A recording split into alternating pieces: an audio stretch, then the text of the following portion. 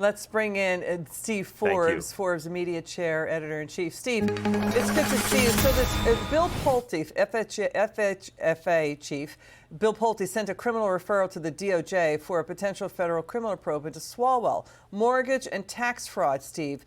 What do you make of this? Because we're looking at, false or misleading statements and loan documents for a $1.2 million home that Eric owns in D.C.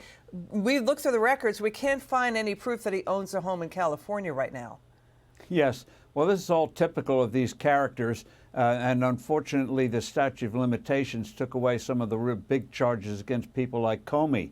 But it's very rich that all of these people conspired to bring down Donald Trump, used all the powers of the federal government and various state governments to destroy him, and they failed because the charges were false, whether it was the Russian hoax or lying about the Biden laptop computer, Hunter Biden's laptop computer. And now when it's found out that they've committed fraud, lied on their mortgage applications, they're all crying persecution. And a couple of them, as you reported, wanted to use a technicality to try to get the charges dropped. And so it's rich that they try to destroy the president, but when they found that they were lying on their mortgage applications, they go say, oh, it's unfair. Well, the only response to that is boo-hoo. You have committed a wrong, and a real wrong, not the phony wrongs that they try to charge Donald Trump with. And the last thing they ever expected was that Donald Trump would get elected to a second term in November of 2024.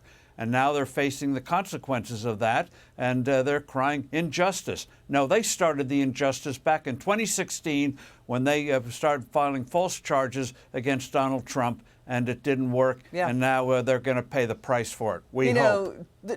President Trump's family, President Trump's aides, his inner circle, his team, they got hit too. It's years and years of legal fees, of being dragged into court, of the FBI searching their records. Now, we don't know the details yet of what's going on with Eric Swalwell, but if there's any sort of fraud or any sort of, fakery that's going on, it should be flushed out to keep the integrity of the system, right? Because Democrats are going to push back on what's going on with Tish James, Comey, and Swalwell.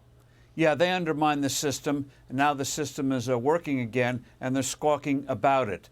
They just try to destroy people, not just President Trump, as you pointed out, but other people, and it's wrong, and they should pay a price for it, period. Steve Forbes, you're wonderful. Thanks for being with us. Thank you.